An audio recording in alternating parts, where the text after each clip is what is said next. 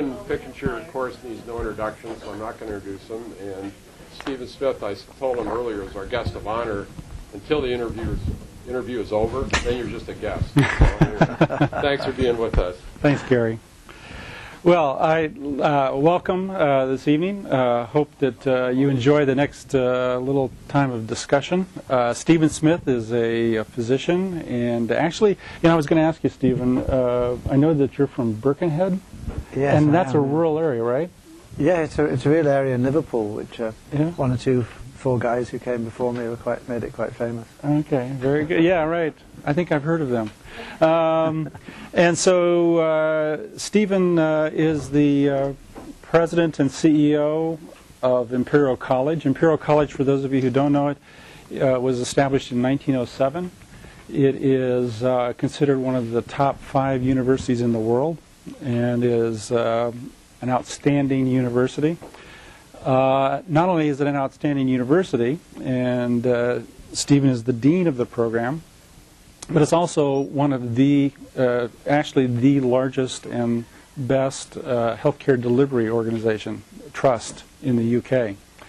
And so it's a real pleasure to invite you to the United States and to have you spend some time with us. It's very nice to be here. A little bit hot, I have to say. Yeah, a little bit hot, yes. Compared to London? Absolutely. So I thought maybe for starters we could ask you to just do a little brief overview of Imperial College, a little bit about the college, but also about the healthcare delivery program. Well, Imperial College is a bit of a misnomer. It is in every respect a university. It's broadly the same size as Oxford and Cambridge. And in the United Kingdom there are 3 major research universities, Imperial College, Oxford and Cambridge. I spent the last 20 years of my life as a professor in Cambridge, England that is, not Cambridge, Massachusetts. And so the name college is a historical misnomer. It was part of a thing called the University of London, which was established in, God knows, 1600 something or other, before the United States was. But it is the main technological university, so it only does heavy physics. We're heavily involved in the CERN program, for example, the Hadron Collider. We have a very strong physics department, it's very strong in chemistry. We are probably the leading engineering faculty in Europe. And only 10 years ago, we brought together a range of what were old medical schools, old British medical schools, but including places like the Hammersmith Hospital, the Brompton Hospital, which some of you might know, teaching hospitals such as St Mary's, Charing Cross, and brought them together into a new entity which initially was a medical school, was a university organisation which didn't deliver health care. And so it's quite unusual for me to come to the States and actually be representing an organisation which is very young indeed. The medical school is in effect only 10 years old. And our new healthcare system, which I have to unashamedly say we nicked completely the name. We nicked the name from the Canadians, because you couldn't have an you couldn't have an American medical centre. Well, you could actually, but you couldn't have a thing called an academic medical centre in Britain because the nursing lobby, to be honest, is too powerful, and we wouldn't be able to get away with the term medical for an academic system. So we took the Canadian terminology, which is Academic Health Science Centre. But broadly speaking, we have been reviewing in the United Kingdom for the last 10 years the mechanism of health, which, as you probably know, is the National Health Service. And under the previous administration, under Tony Blair, there was a recognition that the socialised basis of healthcare, a monopolistic provider, run by the government, some would argue for the government, and not for patients, was probably not a way forward. And so as part of that deal, there has been a range of changes in the UK, not least of which is the introduction of backup systems and the Perot, particularly for the healthcare technology.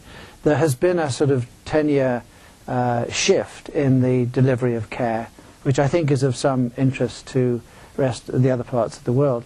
From our point of view, we face the usual challenge of how do you get the academic sector, the medical schools in our case and the university, how do you get them to work well with the service delivery profile? Now the difference in the States is that when you have somewhere, you know, relatively well established, like say Mass Gen, which has been going since 17, whatever it was, 28, you have a whole host of historical mechanisms in which you have individual service providers. You must remember that in the United Kingdom, because of the history of the NHS and its establishment in 1948, if you're going to have a relationship as a university, you cannot have a relationship with a single hospital. You have a relationship with the NHS, which after the Indian train service and the Red Army is the largest employer in the world. Now it's very difficult to establish concepts of excellence, termed on one category elitism, with an organization which employs 1.5 million people. So it required certain changes that the Labour government under Tony Blair introduced, which began to free up the British system.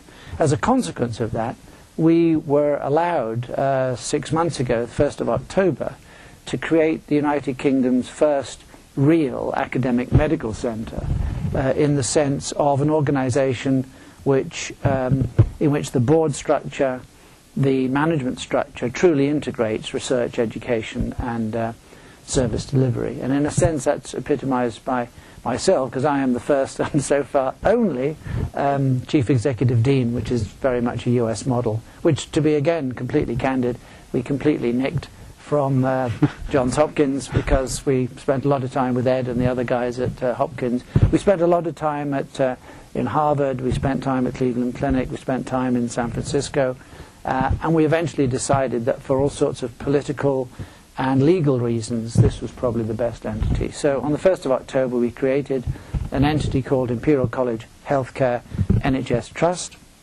We haven't quite finished the legals on the branding of Imperial College, but we will get there. But essentially, it was the first integrated healthcare, academic healthcare model in the United Kingdom. Since when, every single organisation in the UK now wants to be an academic health science centre. Everyone has a different model. Most of them, I would argue, are actually just committee structures. It's a mechanism whereby the chief executive of the hospital or the president of the hospital meets with the dean of the medical school. They have a few of their mates who come together and meet. They have lots of meetings, they have lots of papers, and nothing changes from the usual antagonism, to be Now, Stephen, I know that in your case at Imperial College, you've really gone beyond the committee structure, and I know that one of the challenges that you've had is really integrating the academic side with the business side of healthcare, and that you've been in this position now, what, about 9-10 months, something like that? Yeah. But there's been a lot of changes. Can you? I know you've alluded to the challenges of integration. Can you talk a little bit more about what are the challenges that you really run into as you brought these two very strong cultures together? Well, I mean, I suppose there are two levels to that. There's the sort of the trench fighting stuff, right, which involved the firing of all of the chief executives of the hospitals. It involved the firing of, I would now, 75% of senior management. And it involved a creation of entities, business units, which are aligned with the research strategy. Of those business units, the other bit we introduced in the UK, which is completely new, is we introduced clinician leadership, which I know in the States has been a big issue for quite some time. I think it's true that 30% of your CEOs in the States, I might be wrong, but I think it's about right. Certainly of the big academic centres, most of the CEOs, deans are professors or medical academics. Less than 0.5% of CEOs in the UK are medically qualified. Less than 0.5%.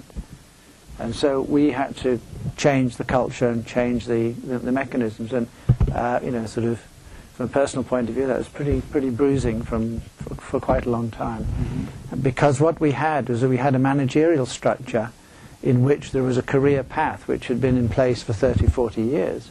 And if you were a senior doctor or a senior nurse, you would never aspire to being a chief executive. Never. It would never happen. And similarly, if you were not clinically qualified, you would expect to get the plum jobs in the country, which at the moment is the one I have. So I am really liked. And so bringing that culture together has involved quite substantial change. But the only reason we were able to do it is that we had strong government support from the Prime Minister to the Secretary of State, which are our ministers, right the way through the system. Now, when you say support, support in a political sense is 51%. Right. But that has been an interesting process. But Imperial College itself, the previous president of the college was a chap called Richard Sykes, who was previously chief executive of GlaxoSmithKline and actually created the merger. And so we had a university which is very, very business orientated, heavily into engineering, twinned with MIT and so on. So different cultures came together. Yeah.